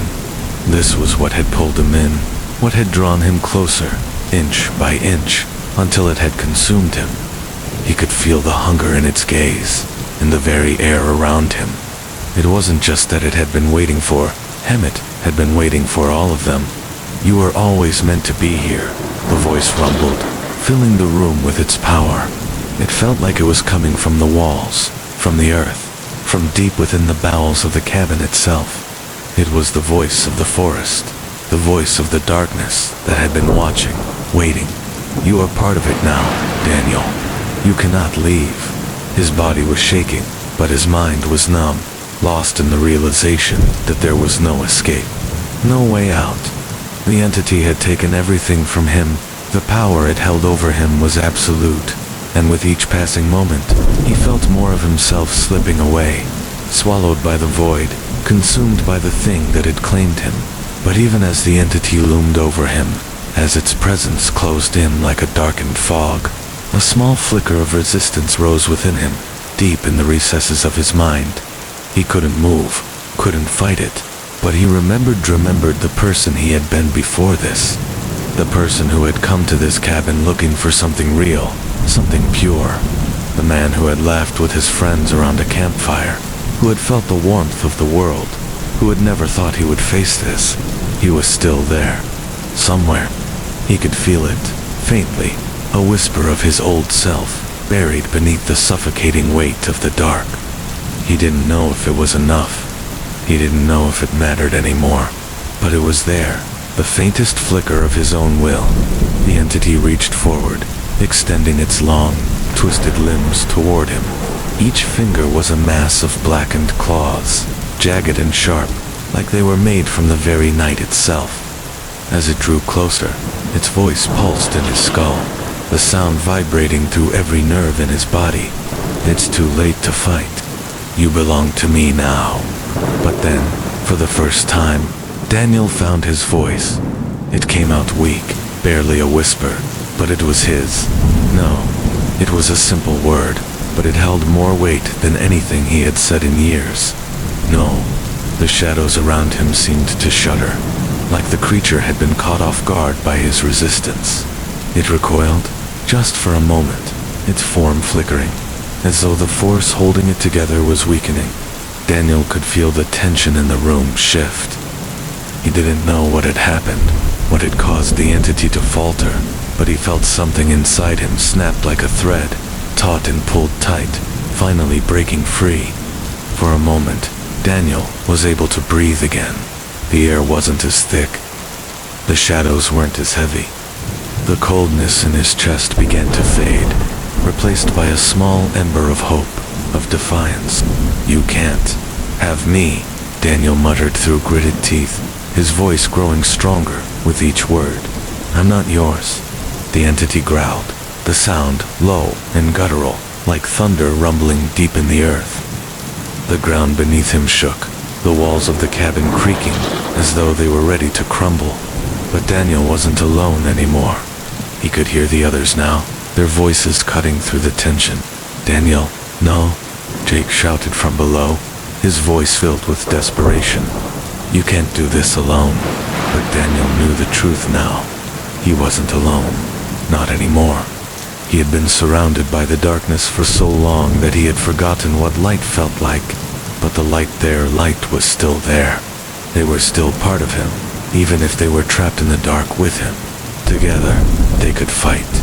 And as the shadows closed in again, Daniel whispered, I'm not yours. The voice, the presence, the creature, everything shuddered. The room pulsed with energy, with the collective will of the group, and for the first time, the darkness stopped. Just for a moment, but it was enough. The moment of resistance hung in the air like a fragile thread, trembling with the weight of the battle between Daniel's will and the creature's darkness. But it was fleeting. The power of the entity was immense, ancient, and as the silence in the room thickened, Daniel could feel the weight of its wrath, the undeniable pull of the hunger that had fed on his fear, on the fear of his friends. The air in the cabin shifted again, pressing in on them with a new intensity. The walls groaned like they were alive, twisting under the strain of something pulling them tighter, drawing them inward. Daniel's heart thudded painfully in his chest as the shadows crept closer, the oppressive presence of the creature circling him like a predator, waiting for him to make the wrong move. The voice once, a whisper in his mind, now roared through the cabin, filling his ears, drowning out everything else. It was no longer asking. It was commanding. You cannot escape me, Daniel. You belong to the dark. His body went rigid, the words echoing in his head with a suffocating pressure. The hunger surged again, clawing at his insides, demanding his surrender. The shadows in the room stretched, crawling along the walls, their black tendrils wrapping around him, pulling at him, filling the room with a cold that made his bones ache. You belong to me. Daniel's mind flickered, torn between the human part of him, the part that had fought, that had resisted, and the creature's cold, suffocating embrace. He could feel the pull, the hunger in every corner of the room, drawing him in, tearing at his soul. The others were behind him, their voices a distant murmur. He couldn't hear them clearly, couldn't make sense of what they were saying. The only sound was the growl in his ears, the pulsing pressure that seemed to emanate from the very walls of the cabin. It was closing in on him, suffocating him. Fight it, Daniel. Jake's voice pierced through the fog of Daniel's thoughts, but it felt like it was coming from miles away. He could barely focus on it. The shadows were so close now.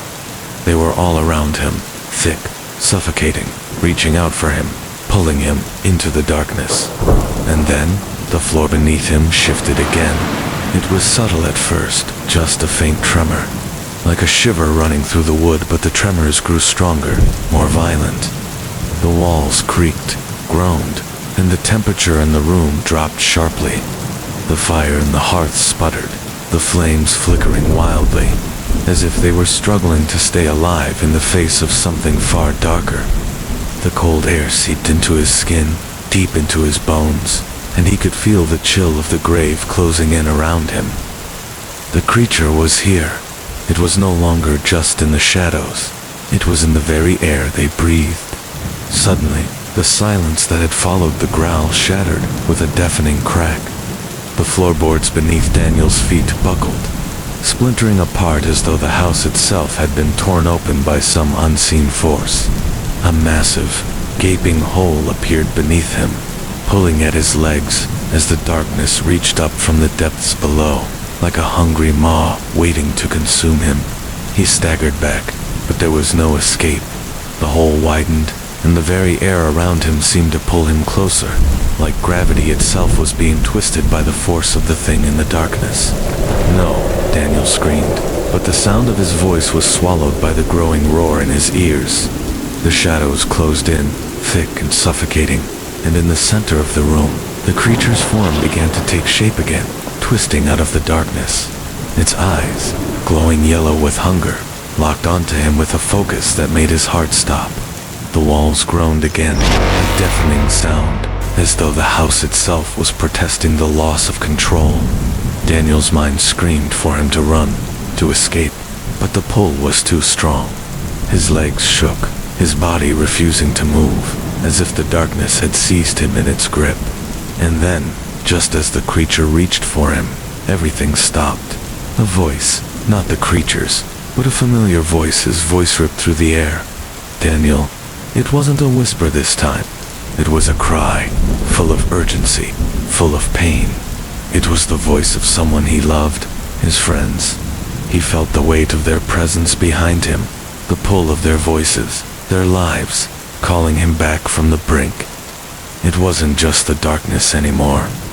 It was them, the people he had come to this cabin with, the ones he had fought alongside, They hadn't abandoned him. They were still there, still fighting. No, the word broke through his thoughts like a crack of thunder. Louder than the growl, more powerful than the voice that had consumed him. He remembered the light of the fire, the warmth of his friend's laughter, the way it had felt to be alive. He was more than just the darkness. He was human. He was them. They had always been part of him, even if the house had tried to steal it away. His heart began to race, and his hands shook with the effort of holding on to that fleeting part of himself. Fight, Daniel.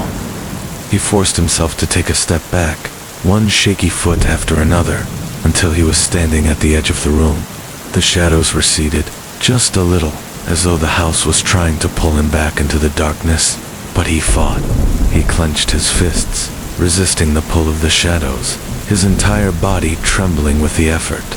And then, with a final scream, he reached out for the door, for the light, for the world outside. He would not go into the dark. He would not be consumed. Daniel's fingers closed around the doorframe, his breath coming in frantic gasps as he pulled himself toward the light.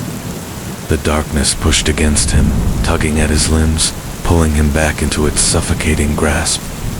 The air around him felt thick, as though it was solidifying, wrapping him in chains that only the shadows could weave. He could hear the growl again, the voice of the creature echoing through the walls, vibrating in his chest, urging him to come closer. The house groaned as if it were alive, the very foundation shifting and cracking under the strain of their struggle. But he didn't stop. He couldn't stop. The floor beneath him trembled again, and the walls around him seemed to pulse with a malevolent energy, their groans now a terrifying symphony of hunger and rage. The shadows reached out like fingers, long and twisted, brushing against his skin, their coldness seeping into his bones. Each step he took away from the center of the room felt like a victory, but the pull of the darkness was stronger than ever, the creature's presence flooding his senses. "You can't escape," the voice whispered again, but this time it was different. It wasn't just the voice of the creature. It was the house, the forest, the shadows. It was everything. The dark had claimed him, body and soul, and now it was taking everything he had left. "You belong to me now." His fingers tightened around the doorframe, and in that moment, a burst of clarity washed over him. The voice was loud and terrifying, but it was fading. The darkness was weakening. It wasn't as oppressive as it had been. The grip it had on him was loosening, just slightly but enough for him to break free. He threw himself forward, his muscles aching from the strain, his legs burning as if they were made of stone. He couldn't stop. He wouldn't stop. And then, suddenly, the light from outside flooded into the room, breaking through the darkness, chasing away the shadows with its brilliant glow. Daniel stumbled forward, his hands outstretched toward the doorway, and in the next breath, he was outside, his feet slamming onto the cold ground, the air fresh, crisp filling his lungs. The forest was alive around him, but now it felt different. The weight of the darkness had been lifted, even if only for a moment. The trees, once looming and oppressive, now seemed like nothing more than silent sentinels standing watch over the land. The wind, once howling and violent, now felt gentle, almost calming. He looked back at the cabin, his heart still racing in his chest, but the door was no longer shut tight. The house, now just a silhouette against the moonlit sky, seemed quiet, still, as though it had been drained of its power. It wasn't over. Not yet. But for the first time in what felt like an eternity, Daniel could breathe. He had escaped. He had fought back against the darkness, and he was alive. But as he turned away, ready to run, ready to leave the forest behind, he felt something shift in the air. The ground beneath his feet trembled again, but this time, it wasn't the house. It was the forest. Something was moving, something large, something that shouldn't be there. And then, in the distance, beyond the trees, he saw it. A figure. Tall, too tall, not human. not anything close to human. Its form was obscured by the shadows, but the outline was unmistakable. Long limbs, impossibly thin, dragging itself through the trees, like it was searching for him. The creature, it was coming. Daniel's chest tightened, panic rising in his throat as he backed away from the forest. Eyes locked on the figure that was now moving toward him. It didn't make a sound, just moved, dragging its long limbs across the earth, pulling itself closer. And then, as though it had been waiting for this moment, it spoke. "You cannot run, Daniel. You will never escape me." The voice was no longer just in his head. It was outside. The words cut through the still night air, a deep growl that vibrated in his bones. Daniel's legs buckled beneath him, the weight of fear crashing down on him like a tidal wave. But he couldn't run. Not anymore. The creature had him.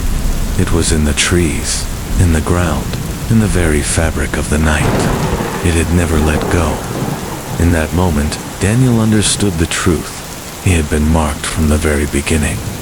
The forest had always been a trap, and now, no matter how far he ran, it would always be with him.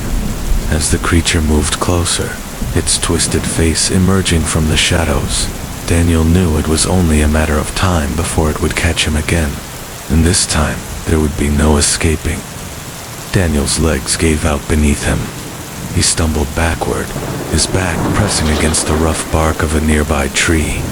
His breath came in ragged gasps as his chest heaved with the weight of fear. The forest around him, which had once seemed a sanctuary of silence, was now alive with dread. Every rustling leaf, every whisper of wind, carrying with it a reminder of the creature that had been stalking him. He turned his head, scanning the darkness between the trees. The figure was closer now, impossibly close, its twisted form lurching toward him, its limbs stretching out at unnatural angles. The air around it seemed to warp, bending and pulsing like heat rising from the ground. Its face, if it could even be called, that was an eerie mask of shifting shadows, hollow eyes glowing faintly, casting a sickly yellow light that pierced through the dark. Daniel's heart pounded in his chest, and the taste of metal filled his mouth as the weight of despair crushed him. He knew, deep down, that there was no escape this time. The creature had been following him all along, always just a step behind, feeding off his fear, playing with him, toying with his desperation. "You cannot hide," the voice rumbled from the thing's mouth, deep and guttural, a sound that reverberated through his entire body, shaking him to the core. "You belong to me." Every muscle in Daniel's body screamed at him to run, but his feet were rooted to the ground.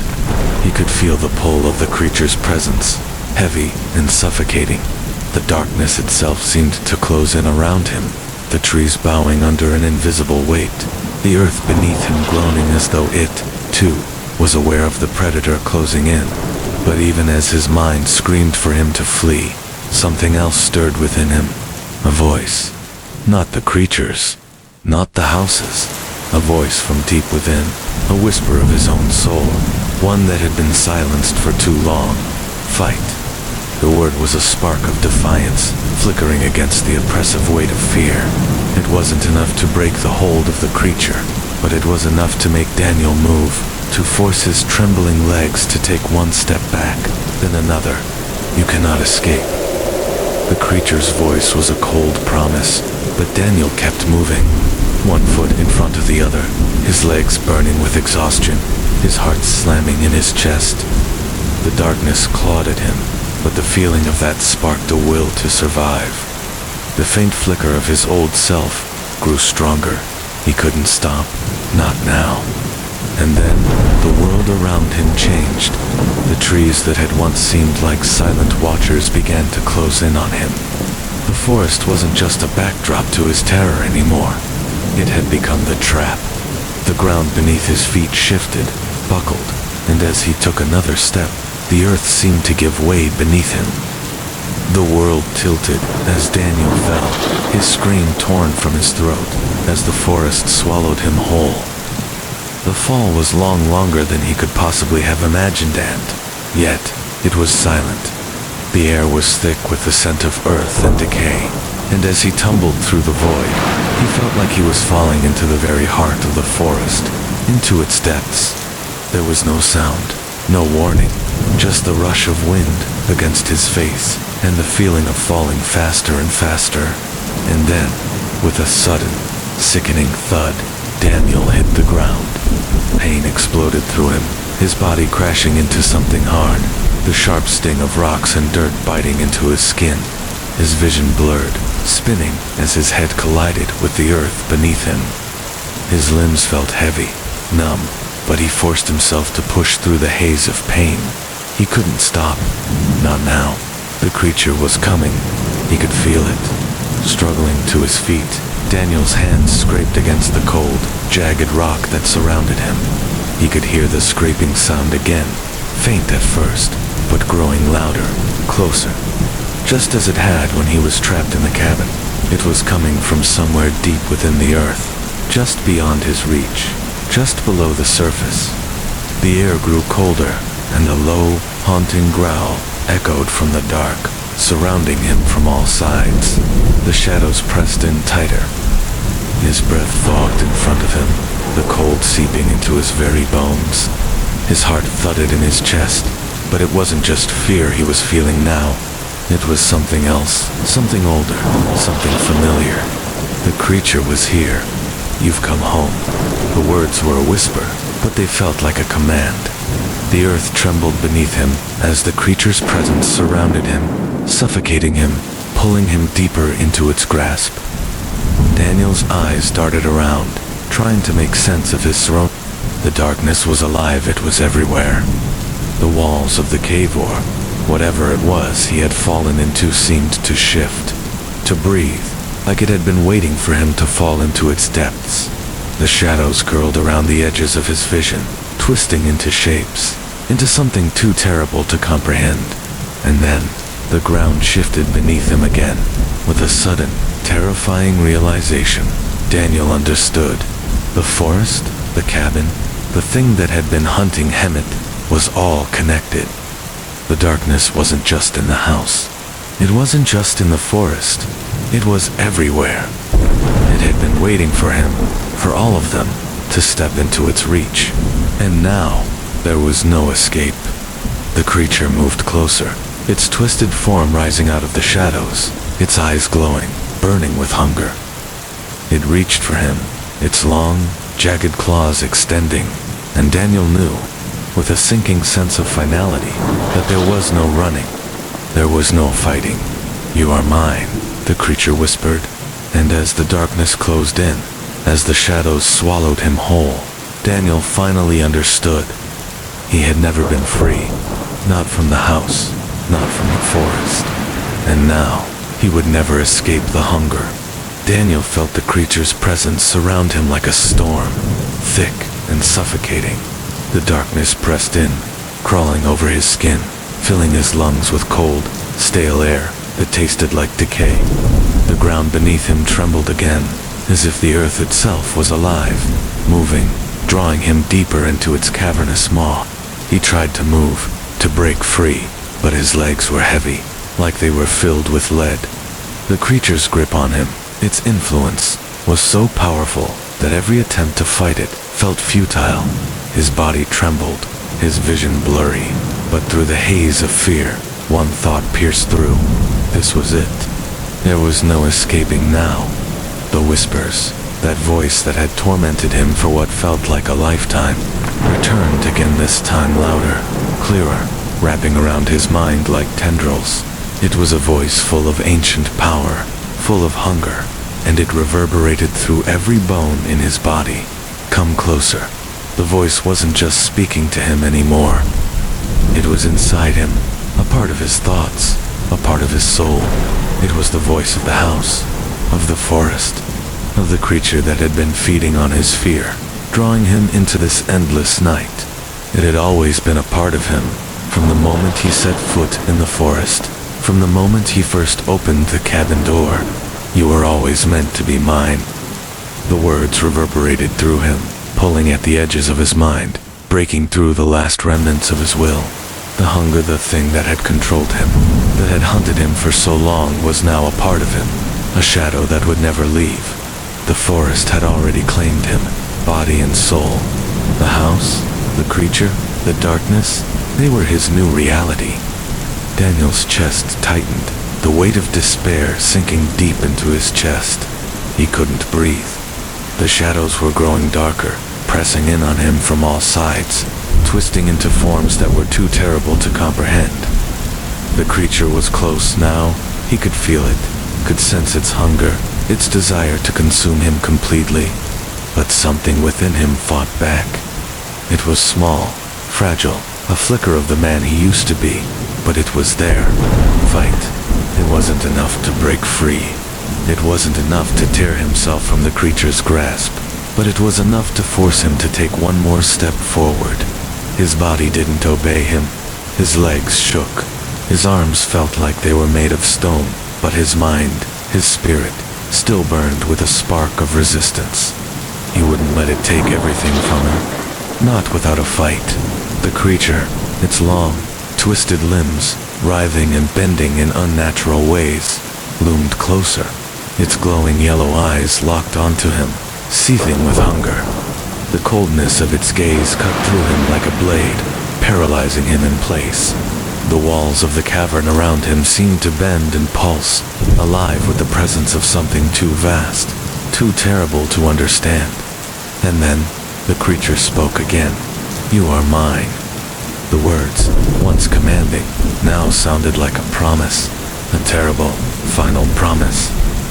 Daniel's legs finally gave out beneath him, his body collapsing to the cold, unforgiving floor. His hands scraped against the earth, but the weight of the creature's influence was too strong. The shadows closed in, and he knew, deep down, that this was the end. There was no escape from it. There was no breaking free, but as the darkness consumed him, as the creature's cold, unyielding grip tightened around him, he felt something shift inside him. A whisper. "Daniel." It was a voice he knew, a voice he hadn't heard in what felt like a lifetime. It wasn't the creature. It wasn't the house. It wasn't the forest. It was them, his friends. "Get up. You're not alone." The voice was distant, but it was enough. It was a spark, a tiny flicker of defiance against the weight of the dark. His hands clenched into fists, and for the first time in what felt like forever, Daniel moved. His body screamed in protest, every part of him wanting to collapse into the dark, wanting to succumb to the pull of the creature. But their voices pushed him forward, urging him to keep fighting. The darkness faltered, just for a moment, a single moment. But that moment was enough. Daniel forced himself to stand, to push against the weight of the shadows. His feet dragged against the ground, his body screaming, but he kept moving. Step by step, he walked toward the heart of the dark, not as a victim, not as prey, but as a survivor. And in that moment, the walls of the cavern seemed to shift again, the air thickening with the presence of something ancient, something evil. The creature watched him, its hunger growing, its eyes glowing brighter, but Daniel didn't stop. "I will not belong to you," Daniel whispered through gritted teeth, his voice hoarse, but stronger than it had been before. For the first time, the creature hesitated. The shadows shuddered around him, like the forest was recoiling from the force of his words. The air grew still, and for a single breath, Daniel could feel it, the presence pulling back, giving him space to breathe, to resist. But as the darkness closed in once again, Daniel realized one undeniable truth. The creature could never fully claim him. He was more than it could ever take. The forest, the house, the shadows, they had tried to break him, but he was still alive.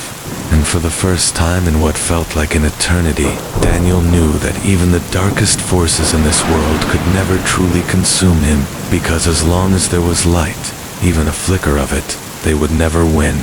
The darkness trembled around Daniel, as if the very world was holding its breath. The weight of the shadows, the oppressive force that had held him captive, began to waver. The creature, once towering and full of hunger, now seemed momentarily uncertain, as if Daniel's defiance had pierced through its insidious grip. Daniel's heart pounded in his chest, each beat a reminder that he was still alive, still fighting. The cold, suffocating air pressed against him, but he pushed through it. Every movement a struggle against the overwhelming pull of the creature's power. He could hear the faint whispers in the distance, the voices of his friends, their presence still with him, guiding him forward, pulling him from the brink. The creature's growl echoed through the cavern, low and guttural, its yellow eyes narrowing in fury. The walls around him shuddered, as though the house itself was recoiling at his resistance, its ancient power fighting to swallow him whole once again. "You cannot fight me, Daniel." The voice slithered into his mind, but it was weaker now, as if the darkness itself was beginning to lose its hold.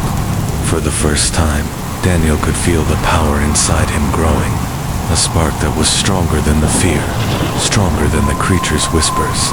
It wasn't the force of his physical strength that gave him hope. It was his will, his resolve, and the faint glimmer of light that had always lived within him, no matter how far the darkness had tried to consume him. "You are mine," the creature hissed, its claws slashing through the air, the shadows warping and twisting with every movement. "You belong to the dark." "No." Daniel's voice came out hoarse but steady, cutting through the creature's words like a blade. "I don't belong to you. I never did." For a moment, there was silence. The creature stopped, its form twitching, as if trying to understand, trying to break through the defiance that was blooming inside Daniel. The shadows swirled around him, pushing him back, pulling him into the abyss. But Daniel stood firm, his feet planted in the earth beneath him. The air grew colder still, but Daniel's resolve burned hotter, fiercer. He reached down into the very core of his being, grasping onto the humanity that the creature had tried to steal from him. His body may have been shaken, his strength nearly gone, but he was still him. He was Daniel. He was alive. The creature screamed, a horrible, ear-splitting screech that rattled the walls and shook the ground beneath them. The shadows recoiled, as if the sound itself had burned them, and the very air seemed to crackle with the creature's fury. The cavern around him began to shift. The walls that had once felt like they were closing in, tightening around him like a vice, now seemed to tremble in fear. The creature's form wavered, flickering in and out of existence, its presence warping, twisting in ways that Daniel couldn't fully comprehend. But he felt it to break. The creature was losing its hold. The shadows were losing their power. In that moment, the entire house seemed to groan, as if it had been holding its breath for too long. The pressure around Daniel, around them, all lifted, and for the first time in what felt like an eternity, he could breathe. The suffocating weight of the dark that had threatened to crush him now felt distant, almost unreal. "No," the creature screeched again, its voice filled with rage, but it was too late. The force that had consumed Daniel and his friends for so long was unraveling, breaking apart, its power fading like the last remnants of a nightmare. When the morning light breaks through, the shadows around Daniel began to dissipate, melting into the air, vanishing as if they had never been there. The dark, once all-encompassing and suffocating, began to lose its grip. The walls that had groaned in fear now seemed to release their hold, their form no longer twisting under the weight of the creature's influence. The light returned. For the first time in what felt like an eternity, Daniel saw the cabin in its true form, not as a prison, but as a house that had been corrupted, twisted by the malevolent force that had claimed it. The fire in the hearth flickered back to life, and the air began to feel warmer, more breathable. But Daniel knew it wasn't over yet. The forest still loomed outside, its dark trees whispering, waiting. The creature, though weakened, was still lurking, still hungry. It had not been vanquished. Not yet. But Daniel had broken through. The darkness had fractured, and for the first time in ages, he felt hope surge through him. The others, still frozen in place, blinked in disbelief, as if they, too, had just woken from a nightmare. They were no longer paralyzed by fear, no longer trapped in the shadows. They had fought back together, and the strength of their unity had broken the creature's hold. "It's not over," Daniel whispered, his voice raw, but filled with a determination that had been missing for so long. "But we can fight it, together." The group exchanged looks of disbelief and terror, but also of something else, something stronger. Their hands trembled, but they were no longer just victims. They had the power to fight back. They could escape, and for the first time, Daniel knew that the shadows would not win, not as long as they held on to each other, not as long as they fought. They might still be trapped in this place, but they were no longer powerless. Daniel's breath was still ragged, his body shaking with exhaustion, but the fire inside him had reignited. The weight of the creature's presence, the oppressive darkness that had threatened to swallow him and his friends, was now dissipating, and in its place was a glimmer of something brighter hope. They had fought back. They had broken through the suffocating grip of the entity that had controlled them, and for the first time in what felt like an eternity, they were free. But freedom was fragile. The creature's growl still echoed through the cabin, faint but ever present, like the low rumble of thunder before a storm. The shadows had receded, but Daniel could still feel its cold fingers at the edges of his mind. It wasn't gone. Not yet. It was only waiting, biding its time, growing stronger in the darkness beyond. "We can't stop," Daniel said, his voice quiet but firm. He looked at his friends, who were standing around him now, eyes wide with disbelief, but burning with the same resolve he felt in his bones. They had come so far, had fought so hard, but the battle wasn't over. Not yet. The thing in the darkness had never truly been defeated, and if they didn't end it now, if they didn't finish what they had started, it would only return stronger than before. Jake nodded, swallowing hard as he took a deep breath. "How do we stop it?" His voice was rough, hoarse from the terror they'd all endured. "How do we finish this?" Daniel's mind raced, thoughts spinning as he tried to piece together everything they had experienced. The whispers, the darkness, the forest. It had all been connected, woven together by an ancient force, a force that thrived on fear and despair. But they had already broken through once. The creature had underestimated them, had underestimated him, and he knew they could do it again. "There's something," Daniel said slowly, his voice low but filled with conviction. "We have to sever its connection to this place. The house, the forest, it's all part of the same thing. As long as the house is alive, as long as it's feeding, the creature can't truly die." He turned, his eyes scanning the room, searching for the answer. And then he saw the fireplace, the hearth, the source of warmth in the room where the fire had burned the entire time. The flames. It was the one thing the house hadn't been able to consume, the one thing that had persisted despite the overwhelming darkness. Fire. The creature had been drawn to fear, to the dark, to the absence of light. But fire. Fire was the antithesis of all of it. The light, the warmth, the power it held, that was what they needed. That was the key to destroying the entity once and for all. "We burn it down," Daniel said, his voice filled with resolve. "We burn this house, the forest, everything. It feeds on darkness, on the absence of light. We burn it, and we sever its connection." Jake's eyes widened as the realization set in. "You're right. The fire, it's the one thing the house can't control. It's the one thing that can break the creature's hold.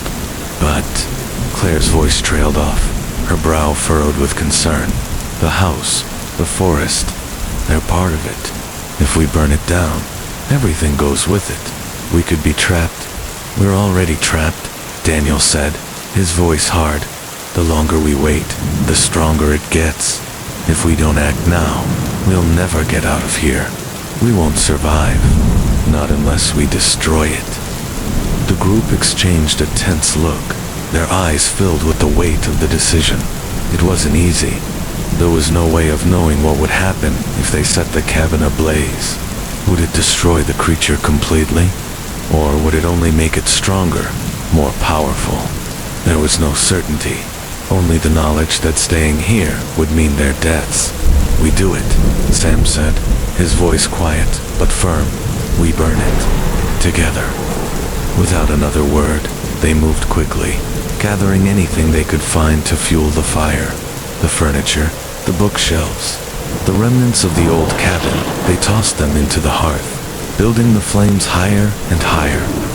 The fire roared to life, its light chasing away the shadows, its heat burning brighter than it had before. The air grew thick with smoke, but it was a good smoke, a cleansing smoke. The flames reached higher, licking at the ceiling, spreading through the house, devouring everything in its path. And then, as the fire grew, the creature's growl returned louder, more desperate. The walls of the cabin shuddered, and the house seemed to scream in agony, its very foundation shaking as the flames spread through it. The creature's presence grew more intense, more insistent, like it was fighting back, trying to reclaim the darkness. But Daniel stood firm. He knew what had to be done. "This is it," he said, his voice calm but filled with finality. "We finish it, once and for all." The flames were now a wall of fire, roaring with intensity. The house was burning from the inside out, and Daniel could feel the heat pressing against his skin, could feel the creature's power waning with each passing second. The darkness was retreating, recoiling from the light and heat. The growls and whispers became muffled, faint. And then, as the fire reached the heart of the house, a final, ear-splitting scream tore through the air, so loud that it shook the walls. The creature's presence wavered, flickering like a dying flame. Then for a brief, shining moment, the forested darkness seemed to shudder in pain. And then, just like that, it was gone. The fire crackled and roared as it consumed the last remnants of the cabin, the house collapsing in on itself, the creature's hold finally broken. The forest stood still, quiet, the oppressive weight lifting from the air. Daniel and his friends stood in the clearing, staring at the remnants of the fire, their bodies shaking with the after effects of the ordeal.